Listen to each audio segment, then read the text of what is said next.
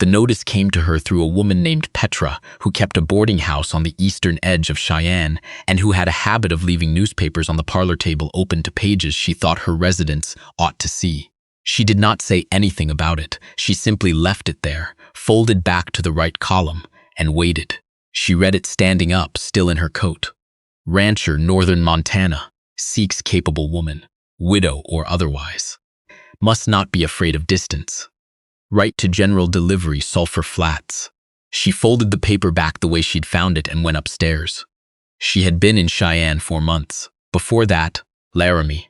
Before that, a town in Nebraska she had stopped thinking of by name, because thinking of it by name brought back the particular sound of a door closing in a house that was no longer hers. She had been 29 when that door closed. She was 31 now, and she had gotten practical about most things, which she understood to be a form of survival and tried not to examine too closely. She wrote the letter that same evening. 3 sentences. She was capable and not afraid of distance. She had kept a household and managed its accounts, and she knew livestock well enough to be useful. She was not a widow, but she had been through enough to know the shape of hard years, and she was not afraid of those either. She sealed it before she could reconsider. His reply came in 11 days, 2 lines. The ranch was 80 miles north of Sulphur Flats. If she was still willing, the stagecoach ran Thursdays, and he would meet it. She was still willing. The stagecoach took the better part of a day and dropped her at a way station that was less a town than a suggestion of one. 4 buildings, a water trough, a hand-painted sign that had been weathered down to illegability. The driver unloaded her trunk without comment and climbed back up and drove on. She stood in the road with her trunk and a canvas bag and looked at the way the land went in every direction without asking permission of anything, flat at first, then rising to the northwest, where a line of hills stood dark against the early afternoon sky. The grass was long and pale. A hawk was working the thermals above the ridge. There was no one waiting. She carried her trunk to the side of the building that offered the most shade and sat on it and took out the small leather notebook she kept in her coat pocket. She had written his name and the claim number on the first page in case she needed to show someone. She looked at the name for a moment and then put the notebook away. 40 minutes passed. She counted them by the position of the sun rather than her watch, because her watch had stopped somewhere outside of Billings and she had not yet had it looked at. A wagon came in from the north road. 1 horse, a gray with a white blaze, moving at the unhurried pace of an animal that had covered this ground many times before. The man driving it was somewhere past 40, lean in a way that came from use rather than intention, with the kind of stillness about him that people develop when they spend most of their time alone. He brought the wagon to a stop and looked at her and did not get down immediately. She did not get up from the trunk. He got down. He looked at her trunk, then at her. He said he was sorry about the time. She said it was fine. He said it wasn't, that he had been held up at the north fence and had pushed the horse harder than he should have coming down. The way he said it suggested he was not a man who offered excuses often and did not entirely know what to do with this one, now that it was out. She said the fence was more important than the stage. He looked at her for a moment without expression. Then he picked up one end of her trunk and waited for her to take the other, and together they loaded it into the wagon bed. She sat up on the board seat. He climbed up beside her. He did not fill the silence with talk, which she appreciated, and neither did she. The road north was unpaved, and the wagon moved at a pace that let her see the land properly. She looked at it. The soil at the road's edge was dark and fine. Good ground, or it had been. The grass told you a lot about a place if you knew how to read it, and she had spent enough time in enough places to know some of what it was saying. This ground had not been badly used. It had simply been left alone longer than was ideal, which was a different problem and a more manageable one. The ranch came into view after the better part of an hour. She saw the barn first, which was in better condition than she expected. Solid, well-positioned relative to the prevailing wind. Then the house, lower and less confident than the barn, with a porch that had been repaired recently on one side but not the other. A kitchen garden that had gone to seed. 2 outbuildings, one of which had lost its door. Cattle in the far pasture. She counted 12, possibly more beyond the rise. She noted all of this without saying anything. He pulled the wagon to a stop near the house and set the brake. He said the house was smaller than it looked. She said it looked small. He said he supposed it did. There was something almost like a pause in him at that, the slight recalibration of a man who had not expected directness and was deciding whether he minded it. He did not appear to mind it. He carried her trunk inside. She followed and stood in the doorway and took in the room. A table, 4 chairs, a cook stove that was newer than the rest of the house and had clearly been a significant purchase. A shelf along the west wall with a row of canned goods aligned with the precision of a man who lived alone and had developed his own quiet order. A window above the sink with a view of the barn. Swept floor, no rugs, a coat peg by the door holding 2 jackets, one older than the other by several years. He set the trunk in the corner and straightened and looked at the room as if seeing it through her eyes and finding the experience mildly uncomfortable.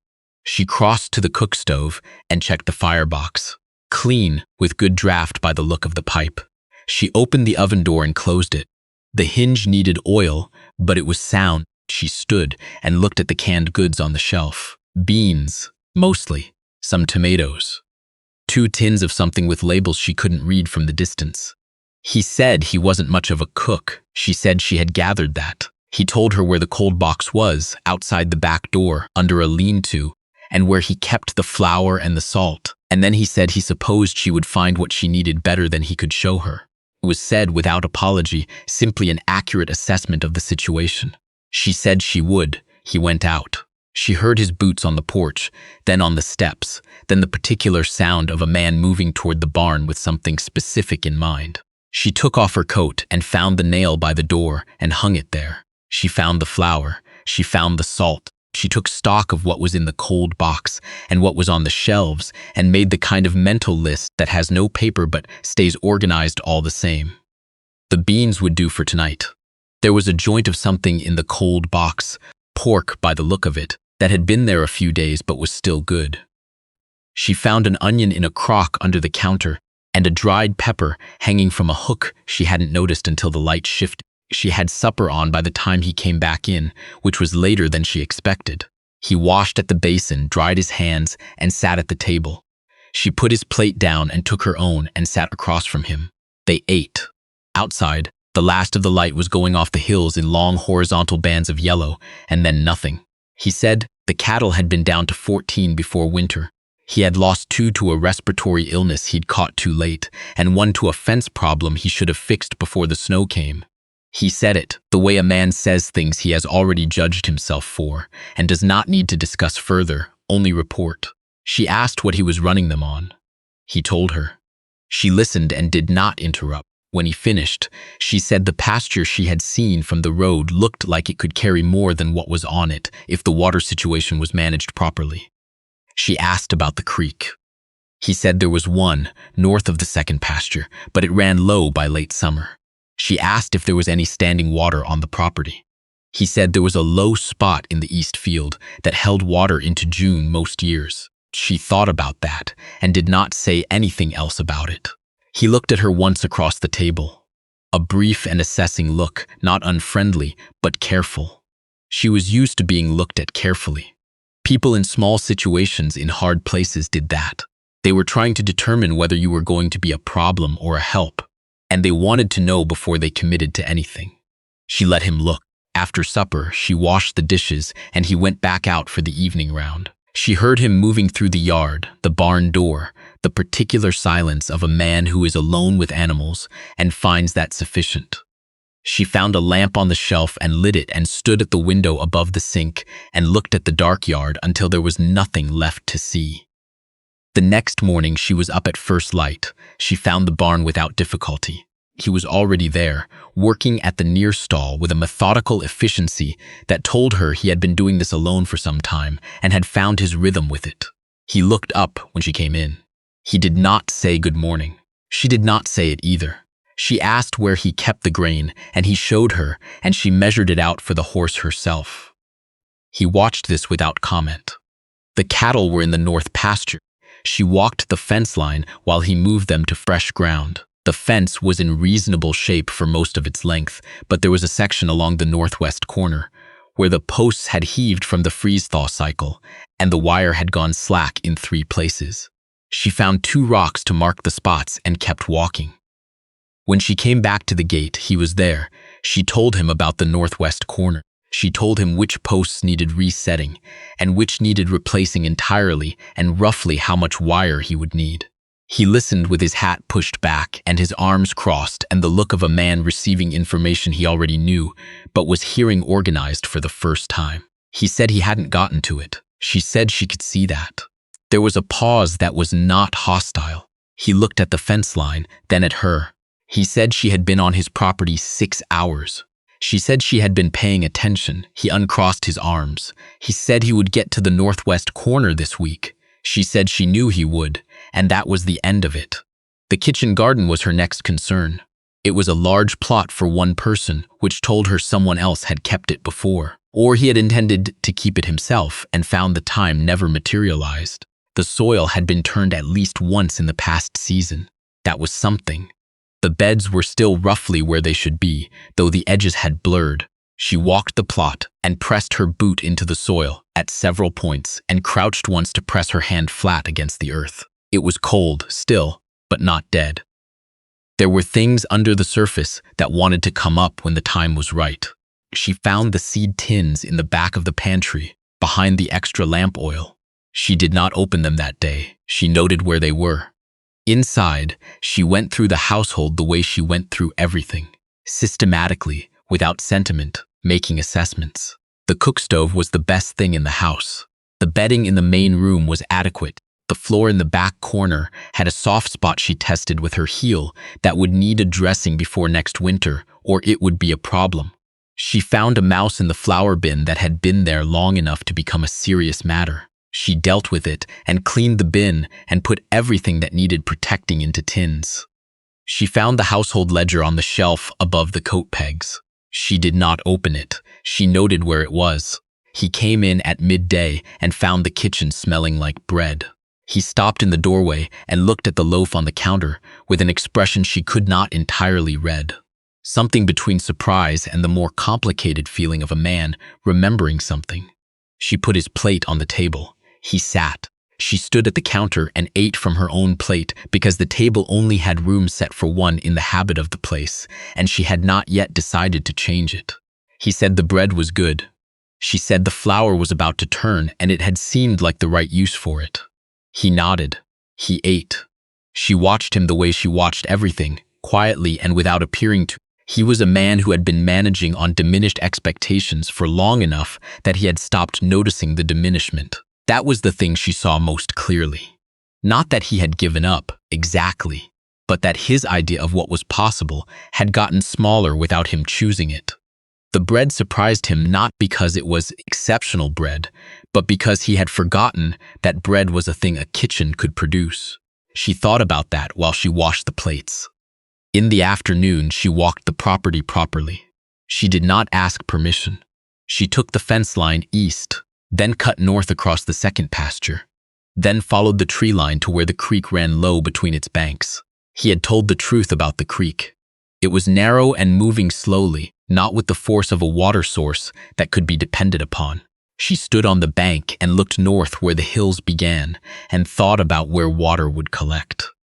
There was a depression in the terrain about 300 yards north of the creek, backed by a slight rise that would catch runoff from the hills behind it. She walked to it and stood in the center and looked at the ground. It was damp underfoot even now, in the thin March cold. This was the kind of thing that could be worked with. She came back to the house at late afternoon and began supper without telling him what she had found. She needed to think it through first.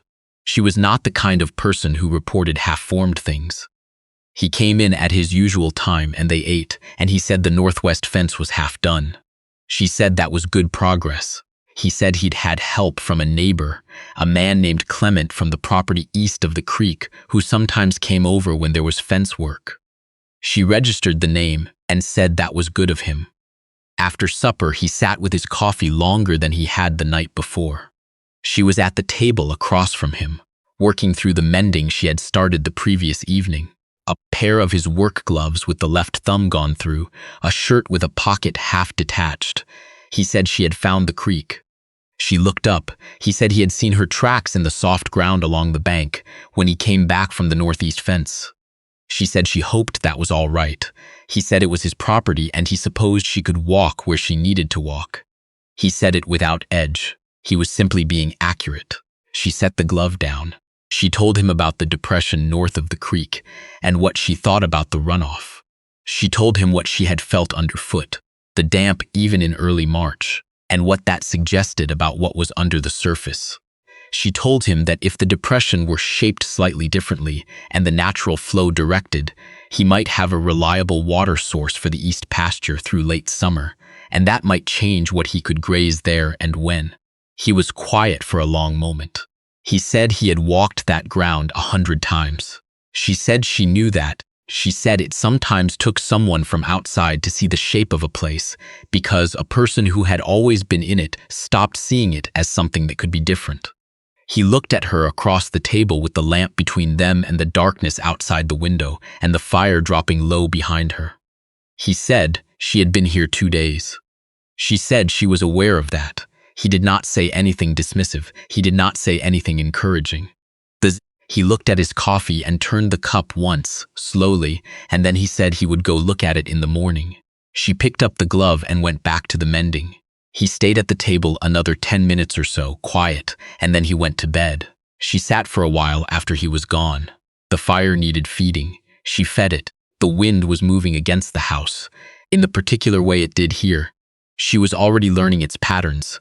A long push from the northwest and then a pause, and then a shorter gust from straight north. She had grown up in country that had its own wind and she did not mind wind. She found it honest. She thought about the ledger on the shelf.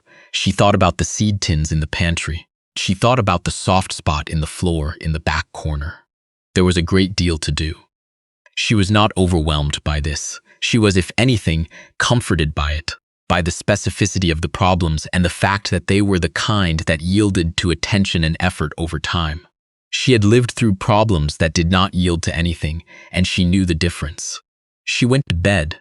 Spring came in fits and starts the way it does in northern Montana, a warm week, and then a frost, green grass, and then snow on top of it. The creek running fast with meltwater and then dropping back when the cold returned.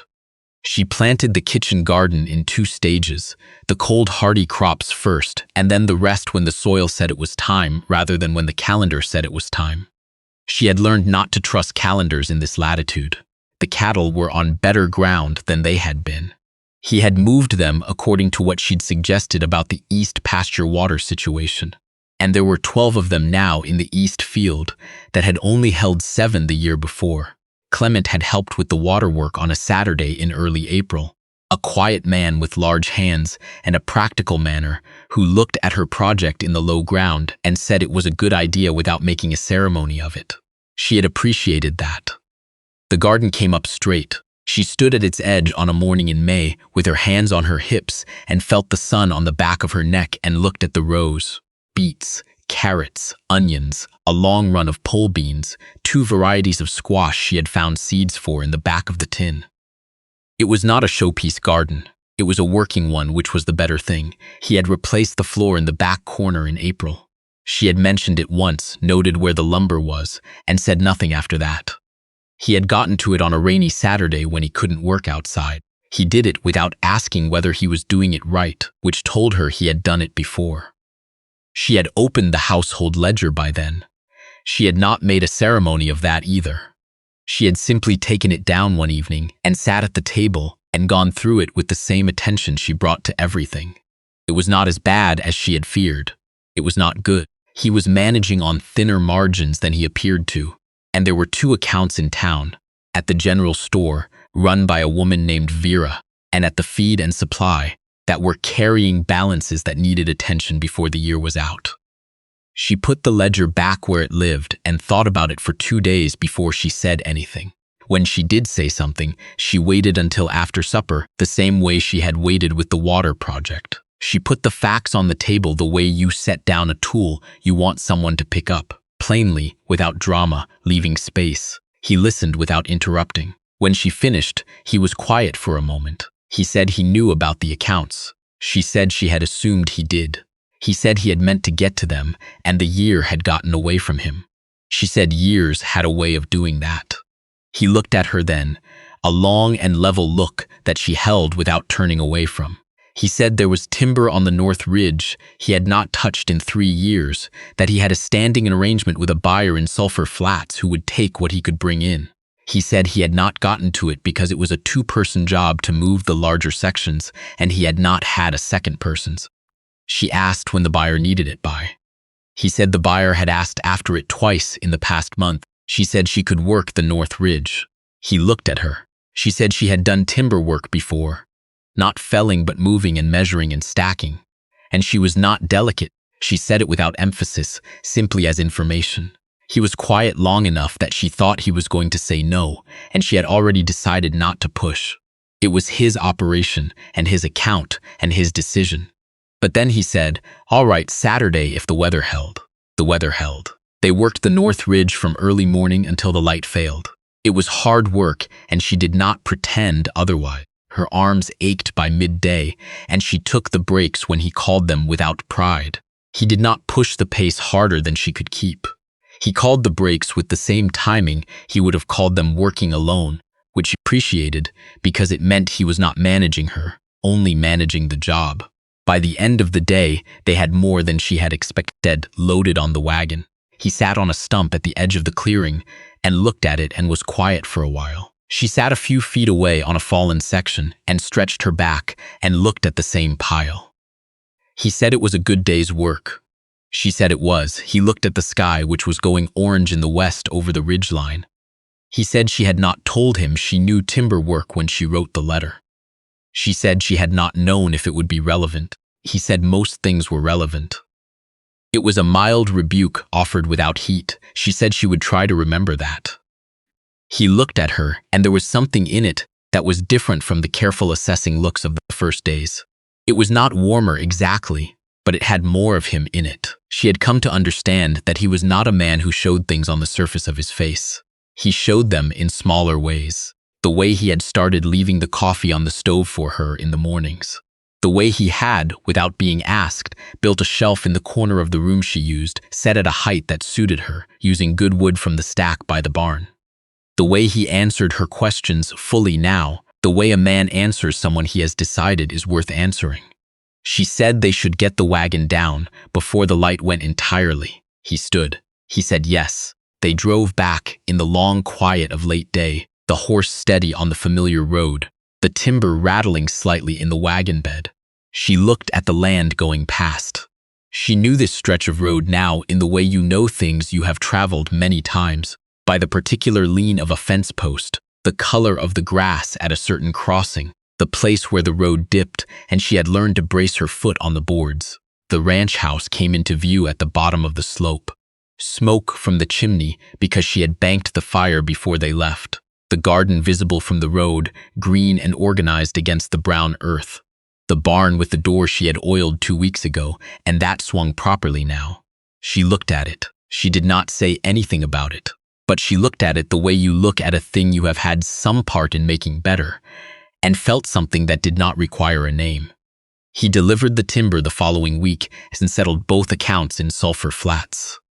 Vera at the general store, when she came in for flour, told her that the ranch on the North Road was looking tidy. She said she had heard from more than one person coming through that it was the best managed operation in the Sulphur Flats basin. She said it as a woman says something she has already decided is true and is simply confirming. She thanked her and bought her flour and walked back in the late morning light. He was at the house when she returned, which was unusual for midday. He was on the porch replacing a board that had gone spongy over the winter. He looked up when she came through the gate and looked back down at the board. She set her parcel on the porch rail. He said Vera always talked. She said she gathered that. He drove a nail and checked the board's surface with his boot heel. He drove one more nail. He set the hammer on the rail beside her parcel and looked out at the yard. The cattle were visible in the north pasture from here, moved up this morning. The garden was in its 2nd month now, and the beet tops were tall enough to see from the porch. He said he had written the letter because the ranch needed more than one person to run it properly. She said she knew that. She had known it from the first day. He said that was what he had meant to ask for. She waited. She had learned to wait. He said the thing was, it had become more than that. He said it the way he said most things, without decoration, finding the straightest line between what he meant and the words for it. She looked at the pasture. She said she knew that too. He picked up the hammer. He set it down again. He turned toward her, and he was close enough that she could see the small details, the callus at the base of his thumb, the line at the corner of his eye that deepened when he squinted into the light. She said she had not come expecting a great deal. She had come expecting work and a roof and a fair arrangement. She said that was true when she had written the letter. He said, and now. She said now was different from when she had written the letter. He looked at her. The wind moved through the yard and lifted a little dust from the dry ground near the gate and carried it east.